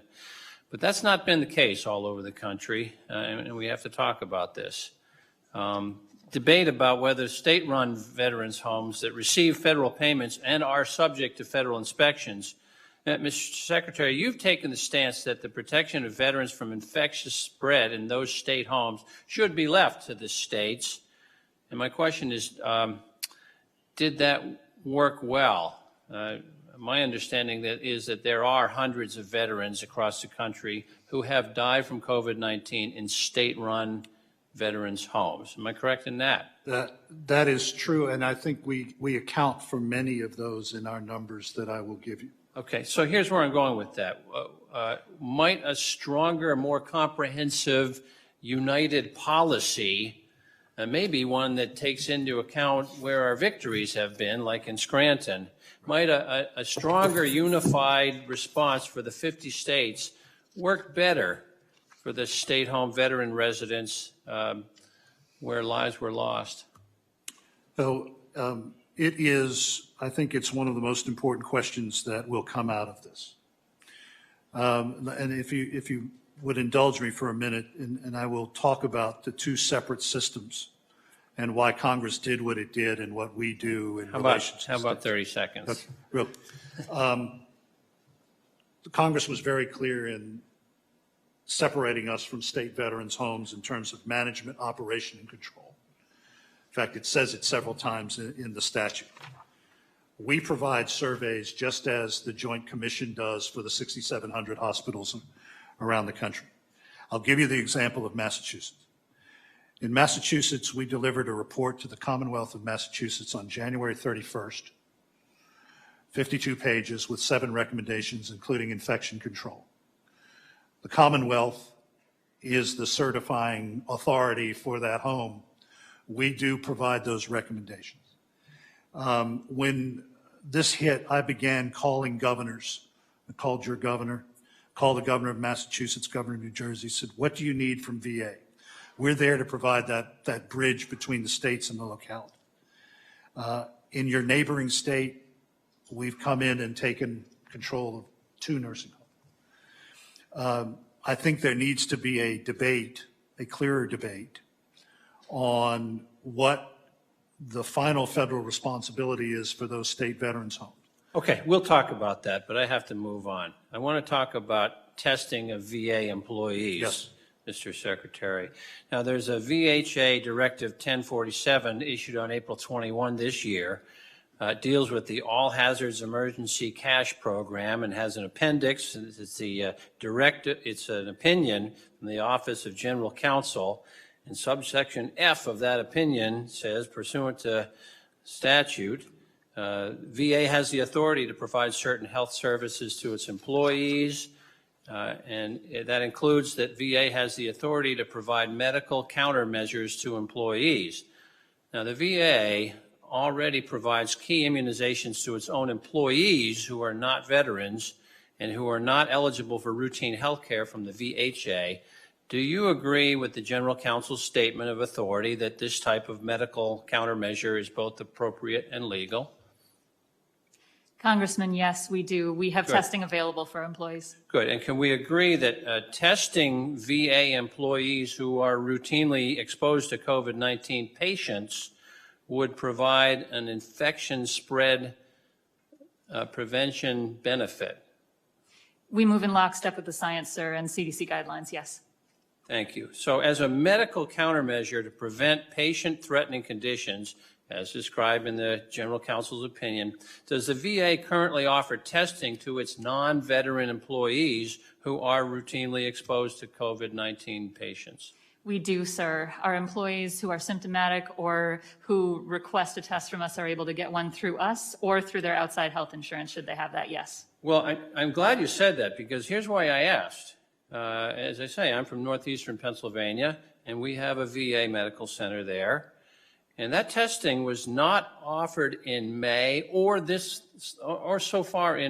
wasn't offered in April or so far in May at the Wilkes-Barre VA Medical Center. Employees there, including those caring for COVID-19 patients, have been required to seek testing elsewhere if they were not veterans themselves, and so ineligible to register with the VA for comprehensive medical care. Here's my question. Were either of you aware of that going on at the Wilkes-Barre VA? I was not aware of what was going on in Wilkes-Barre. All right. Well, I will take a look at that. We need to talk about that. Yes, sir. And I'll have more questions in the next round. Yield back. Thank you, sir. At this time, I'd like to recognize the gentlelady, Ms. Bustos. All righty. Thank you, Mr. Chair. And Secretary Wilkie, I want to thank you and your team for being here with us today. I'm actually going to start off a little bit where Chairwoman Debbie Wasserman Schultz started on the question about PPE. And Matt, if I have any time, I want to go into testing a little bit as well. And you may recall this, Secretary Wilkie, when you were here on March 4th talking with us about your budget request. I asked you about the VA's ability to respond to the coronavirus. So that's going way back to March 4th. At that time, here was what you answered to my question about your preparation. You said, this is your quote, "We train for epidemics. We began moving on supply chain and preparation really before this became a national issue." That was your quote to me on that date. You assured us at that time that the VA was uniquely prepared among government agencies to respond to the coronavirus, and you testified that your agency had been, quote, "augmenting the supply end," end quote. So those were the assurances on March 4th. Then let's fast forward a little bit to late April. Dr. Stone, the executive in charge of the Veterans Health Administration, described that your system was facing severe shortages, with some of your hospitals near, quote, end quote, austerity levels of personal protective equipment. So again, you talked about your agency training for epidemics. You began preparation early, yet it was about a month later that your hospitals faced this dire situation. So wondering what the disconnect was in that very, very short amount of time between what you told us as a committee here, subcommittee, and then what Dr. Stone talked about just a short time later. Well, there isn't a disconnect. What happened in between the time that I testified and the time that Dr. Stone delivered those remarks was that a national emergency was declared, and that the provisions that we made for independent supply chain and equipment was disrupted. We no longer had access to that as things flowed into the national stockpile, and that equipment was spread across the country. I mentioned earlier, I'll do this really fast, I'm looking at ways to prevent that from happening again in the event that this thing boomerangs back on us in the fall. But that is what happened. But I think in the rest of Dr. Stone's remarks, he probably said that we did not fall beyond 2 weeks of supplies in any of our hospitals. We never ran out because we have the ability to do what they call the Navy cross-deck. There are huge swaths of this country where this virus is not impacted. If you look at North Dallas to the Canadian border to Idaho down to New Mexico, there are very few patients. And we were able to move supplies from those areas into areas that were hotspots, particularly in the northern part of your state, where we also opened up our hospitals to civilians. So do you have what you need now? I mean, I know you talked a little bit ago about your level of supplies, but you also just mentioned in your response to me about should this, we have a second wave that really kicks off. Yeah. How are you also mentioned the supply chain. So talk about if the numbers do tick up to a much greater level, and the supply chain issues that you mentioned in your own opening remarks, how's this all coming together, and what assurances can you give us, give the veterans, give the employees that you will be ready? Well, we are marshaling resources and storing them up. Okay. At a greater pace than we had back in February, which was right before I testified. Mm-hmm.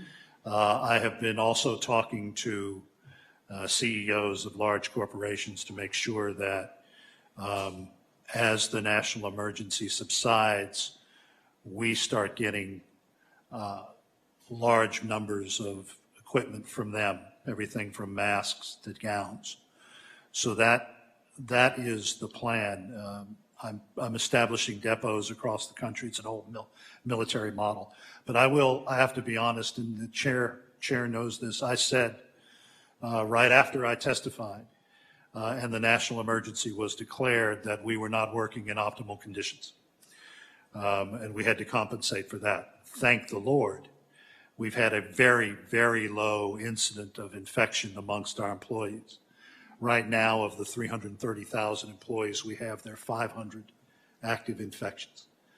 But we don't want to face another situation where I come and tell the chair that it is not optimal. And I think I've been very clear in stating that, and that we don't want to go through that again. All right, my time's expired. I yield back.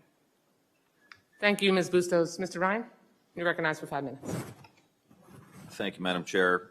Mr. Secretary, always good to be with you. Thank you for all your work, and please pass along our regards to all the men and women in the VA who are on the front lines. I appreciate your, let me first associate myself with the Chair's remarks from her comments, and we appreciate you addressing that issue best of your ability. You know, I appreciate your remarks around telemedicine. There are some tectonic shifts happening in the economy right now and in some of our institutions, and I think digital learning, telemedicine, there are going to be some huge shifts. And so we want to continue a conversation with you about how we continue to build out telemedicine with regard to the VA. In addition to what Ms. Bustos was just saying, I represent Youngstown, Ohio. America Makes, the National Innovation Center built around additive manufacturing. I know there's a MOU in the works with the VA and America Makes with regard to 3D printing PPE into the future. So I hope that we can get that worked out as quickly as possible so that when there is a second or third wave, we have already done the legwork and the groundwork to be able to tap into the maker movement in the United States, which could be very helpful in this regard. Two quick questions for you. One is about the DBQs. So I know that the VA reversed policy on processes relating to the applications with disability benefits and the questionnaires. My VSOs back in Ohio, and I think across the country, thought that this simplified the process for a veteran to obtain sufficient medical evidence, and the implementation of these forms were a key part of the reduction of the backlog of claims. And so many of the VSOs see this as a step backwards. Can you just walk me through your logic on this situation and why you did it? Certainly, sir. I'm glad you asked about this because I think there's a lot of confusion about it. We welcome all evidence from any medical provider that supports a veteran's claim. So that can come in any forms. The public-facing DBQs were victims of fraud and misleading information that for-profit vendors were taking advantage of our veterans. In addition, by virtue of their public face, we could not keep up with the changes. We had to go through the OMB process. It was designed in a period of time when we were very much paper-based. It had essentially been overcome by events, quite frankly. But again, any veteran can provide any medical information. The DBQ was in some ways becoming irrelevant for the situation and was a real source of fraud that we were working on.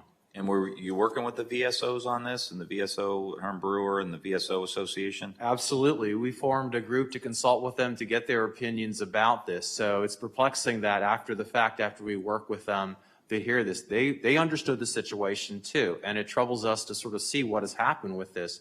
And again, the public-facing nature of it prevented us from being able to change it as things were changing. But again, they're all aware. They have access to our systems, as you know, with cards that enable to see the veterans' records and the like. So again, we welcome all information from their private providers. That's never been the issue. It's been this form that has been unintentionally, turned into something that's really causing additional problems. Okay, I just, whatever I can do to be helpful to make sure that we get everybody on the same page here. Sure, I welcome it. Thank you for the question, and I'll reach out to Herm too. I know, like many members of Congress, we rely on our VSOs. Those are our boots on the ground. In the foxhole every single day. So I want to just make sure that their voice is being heard in this process. One final quick question here, Mr. Secretary, if you could. With regard to the disability benefit applications, a lot of the older vets, it's pretty good. I like that. I wish I could do that, Mr. Secretary. They find it difficult to use the technology. And they are really comfortable with going to the offices and kind of getting the eyeball to eyeball. And these offices have been closed. What is the process you guys are going to put in place to re-engage a lot of these vets who we may not be connected with them right now? Sure. Again, we're going to follow VHA's lead in terms of the three-step process to open, using the right protocols and the like, welcoming the least risky veterans in and going to the most risky, using all the different things. So we're going to follow their process. In addition, and here's touch to your first question, sir, we're working closely with the states and counties as they reopen because, as you know, they can serve veterans too. So we want to have multiple ways of access. And finally, of course, we know some veterans will not leave their home regardless of what we do, but they want in-personal service. So we regularly advertise this number, 800-827-1000. They can call us. These are VBA employees, and we can take their application over the phone. So we're very sensitive to this situation, and we will be communicating how we're opening, how we're engaging the public in person. Okay. I would say, Mr. Ryan, that I've actually been amazed at the embracing of many of the telehealth changes by older veterans. I mean, I'm a computer Neanderthal myself. But we've had so many encounters. I mentioned the hundreds of thousands that we've had, and because, you know, more than half of our population is over the age of 65. These aren't young veterans who are doing this. So they're working with it. Yeah. Thank you, Madam Chair. Thank you, Mr. Ryan. Okay, Mr. Secretary, I believe we have a few members that want to ask a second round of questions. I appreciate your indulgence. I'll begin by asking you about testing. That's one of the biggest question marks nationwide that we have throughout this public health emergency is our capacity and access to testing, the confusion around it, the inconsistency of criteria available at testing sites. So I want to just have you walk us through what are VA's current testing capabilities? Can you tell us how the testing process works? Do you provide consistent access to testing across all VA facilities? Who's eligible to receive a test? Under what conditions? What are we doing as far as criteria to test VA employees? Can they get tested even if they're not showing symptoms? I think we need the clerk needs to reset our clock here. How many facilities have rapid testing available on site? What is the turnaround time for those tests?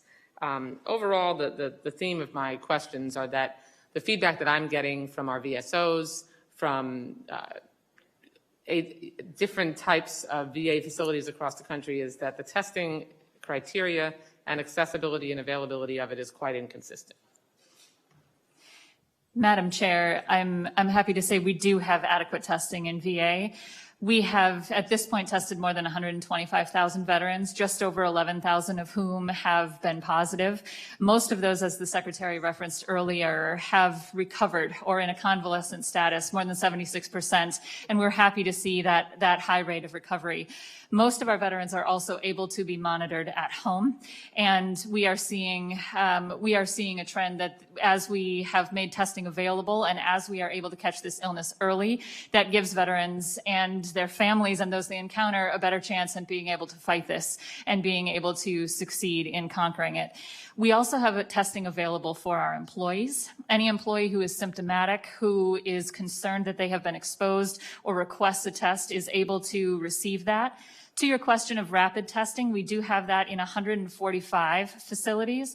We are aware that there are specific tests that have been under consideration by the FDA for needing higher accuracy. I'm proud to say that in no spaces in VA are we relying solely on those that are under question by the FDA. In most sites, we have multiple forms of testing available, and we typically receive those results for the rapid in a couple of hours and for the standard antigen tests in about 2 days. Okay, Doctor, I'm really, for the entire time during the pandemic, have gotten reports that we do not have consistent access to testing based on the same criteria all the way across the VA, no matter, I mean, are you confident, and can you go back and provide me with assurance and documentation that in every VISN we have a uniform access to testing, clear criteria across the board that both veterans and employees can understand, and are you promoting, and that you are promoting that access to testing?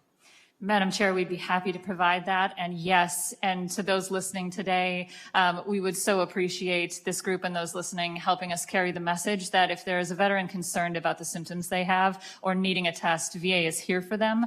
We have more than adequate testing supply. We can actually conduct up to 60,000 a week, and we welcome them to come and see us. Okay, I just think the messaging needs to be made consistent across all the VISNs so that there is a clear understanding about that. And speaking of clear messaging and understanding, Mr. Secretary, I mentioned yesterday in our conversation on the phone that I had a virtual roundtable and have been speaking with various veteran service organizations on an ongoing basis. And I was concerned about that across the board, they raised issues with the disheartening lack of communication from the VA and consultation with the VSOs at the time. I know that you are having regular conversations with the VSOs, but as I mentioned yesterday, their concern is that they aren't being consulted, they're merely being informed. And there's obviously quite a difference between consultation and feedback when you really want to be able to make sure that they explain to you what works best for veterans. And that's been an ongoing issue at the VA. We're having trouble often getting information from you and from your team. It took over a month for us to get the update on your use of hydroxychloroquine and the instructions also that are being sent out to VAs across the country. I realize that you're in a COVID-19 pandemic environment, but I mean the Secretary of Defense regularly, who is also a member of the task force and is obviously quite busy with dealing with the military's response, holds regular press conferences, is able to communicate more consistently and effectively. So how can you make sure that you have a consistency of VA guidance and policies that are communicated, consult with your constituent groups, particularly the VSOs, and can you commit to more regularly publicly communicating with the public and the VA community? Well, that I'm going to say that's a very interesting observation. Yesterday, I sat down with CBS News. That was the 102nd interview that I've done. Right. I know there's a difference, Mr. Secretary, between, I know you've done interviews. That's different than having a give and take. But it's across, I want to say it's across the spectrum. It's MSNBC, it's National Public Radio, Right. it was ABC. I actually raised your concerns with the VSOs yesterday.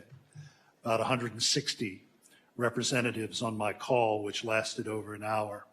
And I mentioned that I had talked to you. And I urged them to use the forum and to use the time to raise the concerns that you raised with me.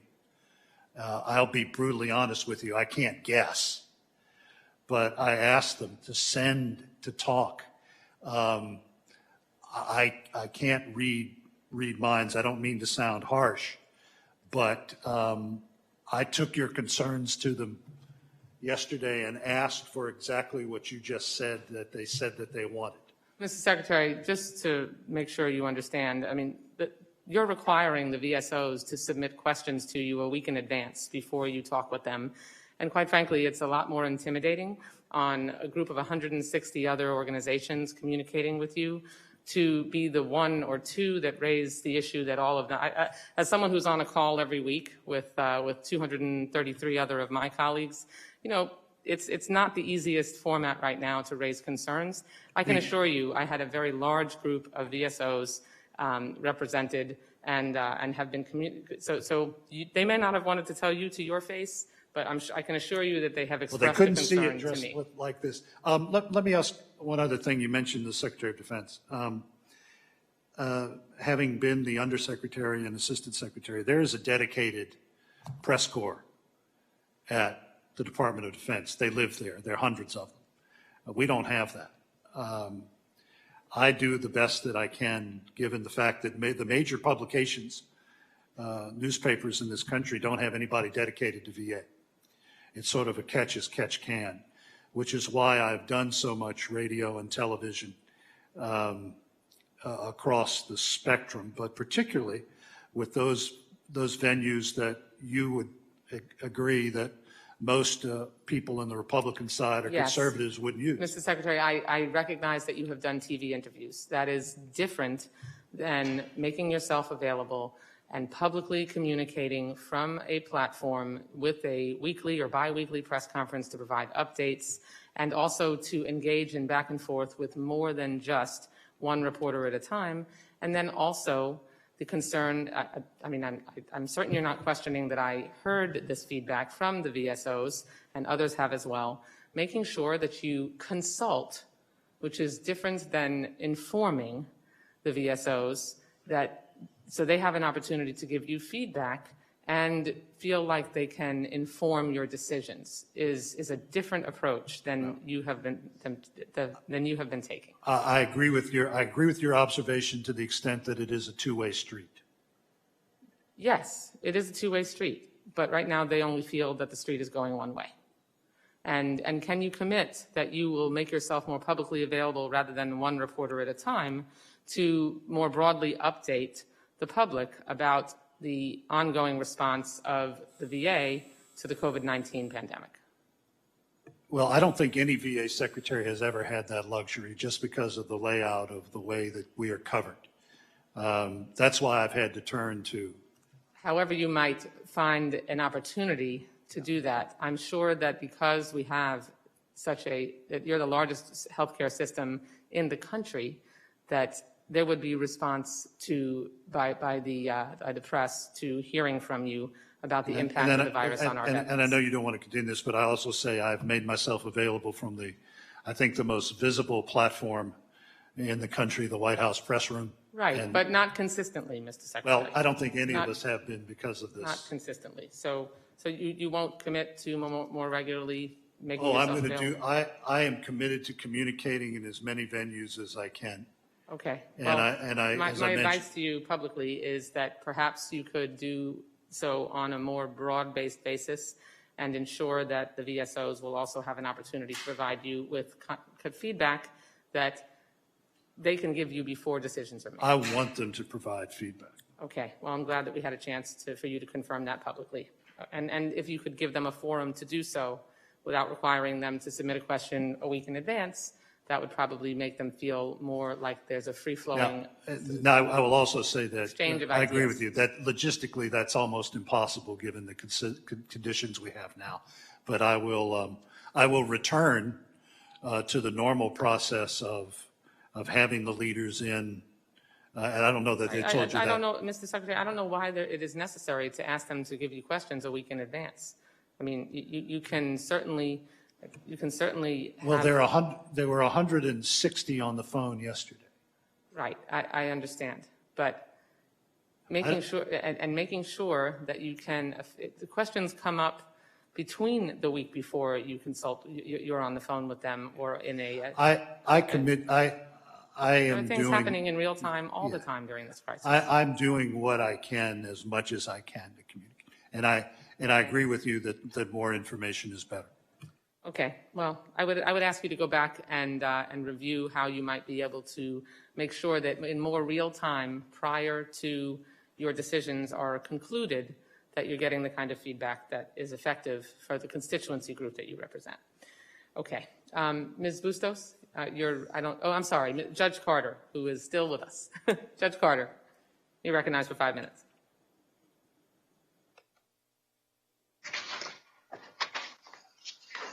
Am I ready? It's on black. Judge Carter, you're recognized for 5 minutes. Do you have any additional questions? Yeah, I've got one little conversation I'd like to have, and I thank you for the second round.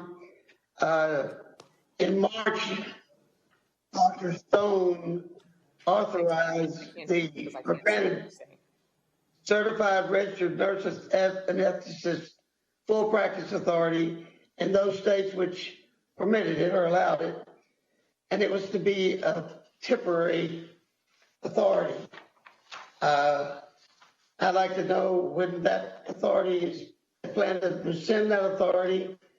I've heard some stories about an anesthesiologist with time on their hands at the VA, and this is important to me because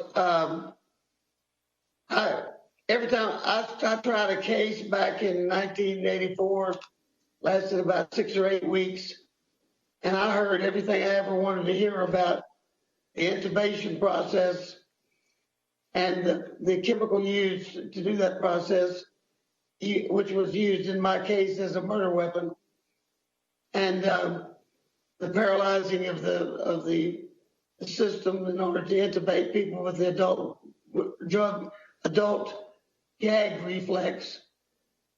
So I guess maybe I know too much about anesthesiology because of that case, and being someone who was unfortunate to have adult onset asthma come on in my 50s. I have to worry every time I go under about something like breathing when I come out, and so I want the person there that should an emergency arise, they're going to be able to provide me what I need. And I'm sure the nurse anesthetists are wonderful people, but they're by definition not as skilled as the anesthesiologist. And I think we owe our veterans, if they're going into a situation where they're going under, that they have the very best that we can provide. And so I'd like to know what when that will be rescinded, and what metrics did the VA use to determine the full practice authority was warranted, and was it more than just anecdotal evidence? Judge, I'll answer the second person. We were in an emergency situation. The original estimates that I gave to the chair in the first conversation that we had after the emergency was declared was that we would probably be looking at 200,000 infected veterans. We needed to find as many people as quickly as we could for emergency purposes. Thankfully, we've been able to hire over 10,000 people in the last 5 weeks. On the nurse anesthetists, because of the immediacy of the ventilator issue, we needed as many people who were skilled in the operation of those ventilators as we could find. And we only used the CERNAs in those states, as you pointed out, those states that had already authorized them to a full range of practice. It was an emergency situation. I don't know when that emergency will abate, but that was the parameter of the decision made, and I'll let Dr. McDonald finish. Sir, to emphasize the Secretary's point, this was bringing us in line with industry in this moment of pandemic in those states that had already enacted this, 17 by law and 12 by executive order. That's 29 states and about 200 million Americans living in areas served by CRNAs with full practice authority. On our teams, and VA, as I mentioned earlier, has long been a leader in team-based care, including anesthesia team-based care. We needed these CRNAs as vital elements of our team to help give us the agility we need to serve veterans well and well across the country. And this is an element of necessary recruitment that we need for our readiness now, and we need for our readiness if indeed there is a future wave of this in the fall. So do you expect, when do you expect that you'll rescind this temporary order that you've done, or do you expect it to be permanent? This is temporary, sir, and it actually automatically expires with the end of the national emergency. At that point, we'd like to come back and have a conversation about the way forward. So that is actually part of the order, that it will end after the national emergency. With the end of the national emergency, yes, sir. Okay, thank you for the information. Thank you. Thank you, Judge Carter. And our last member to ask questions in the second round will be Ms. Bustos. You are recognized for 5 minutes. Thank you, Madam Chair. As I continue to talk with veterans in our district, we have mostly a rural district in the central, western, and northern part of the state of Illinois. And we have a great goodwill in the city of Peoria. And what they've conveyed to me is that while you're leveraging your virtual outreach, especially during this pandemic, and Mr. Secretary, you went over some of those numbers of how you've grown the telehealth capabilities. What we're learning is that we have many veterans, and especially in rural areas where you don't have high-speed internet, but also many don't even have smartphones or any kind of digital device that would lend itself to being able to have that telehealth interaction where you can actually make eye contact virtually. So wondering, and I know Will Hurd asked this question, I was over voting, so I didn't get to hear the answer to this, but I understand, Mr. Secretary, that you said that you have a program to lend tablets to veterans. Can you talk about how you will institutionalize that? So to the veterans in our area who don't have smartphones or tablets or anything like that, what can I go home and tell them about this system that you have, and then how you will institutionalize that in the VA? Yes, it is part of our general VA outreach to expand our footprint into rural America. We've been distributing, and the chair the subcommittee provided monies for that. We're sending these tablets out to veterans who are in those rural areas. If they don't have one, please call us and we'll do our best to get them out to them. Call the VA medical center that they use, and we will work to that. I'll have to get back with you on the training because I don't know all of the ins and outs, but it is part of a comprehensive rural outreach that we have. So for your veterans, please call us and we will get in that. Okay, so it's literally no question on the supplies. You have the supplies you need to be able to get those out. You have the funding. We are constantly expanding the number of tablets that we purchase. Okay, all right, very good. Doctor, anything else to add to that? To follow on to the Secretary, ma'am, yes, this is part of our, as the Secretary mentioned, comprehensive rural health strategy. Telehealth certainly is a piece of this, and those tablets actually come equipped with internet access so that these are ready-made devices to enable veterans to succeed in their care and engage with us.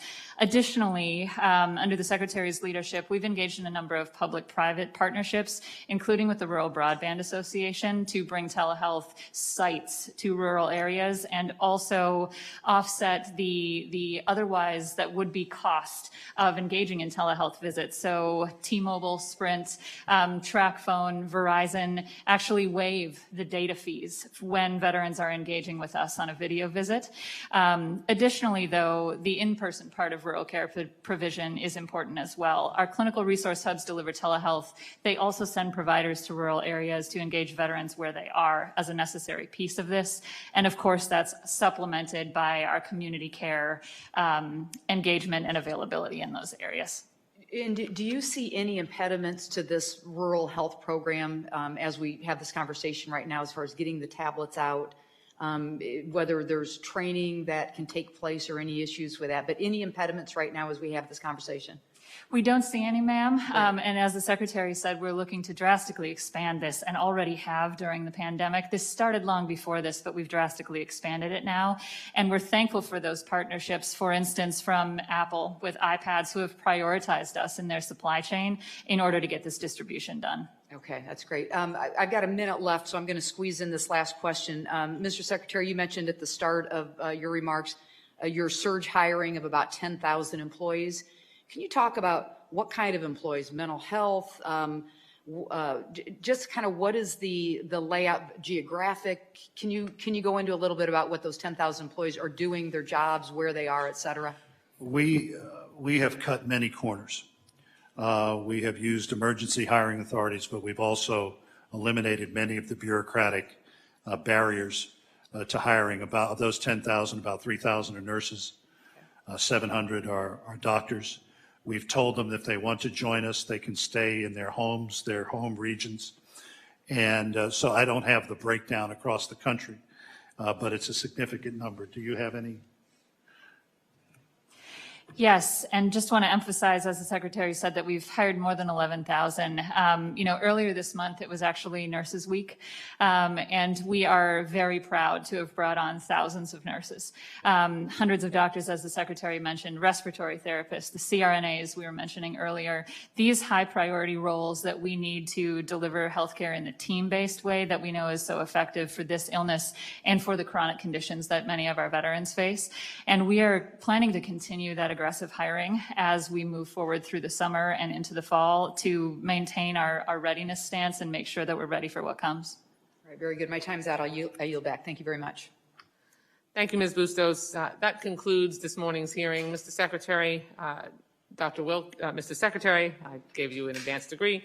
Dr. Lawrence, Mr. Michalski, Dr. McDonald, thank you for appearing at today's hearing.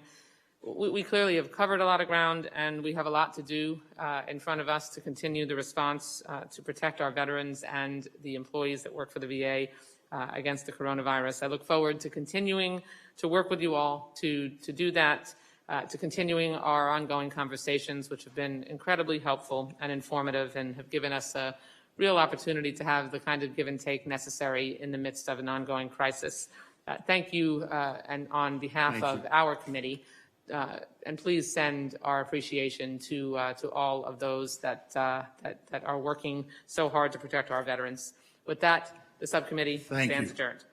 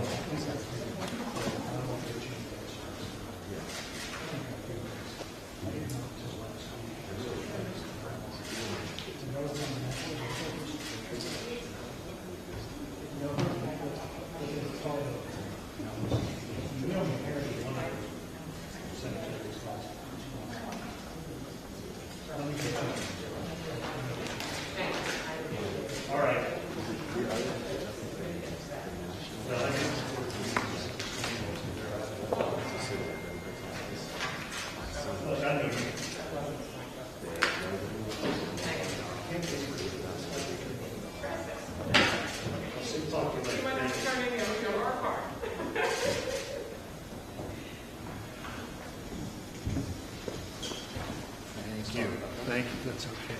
Where are we headed?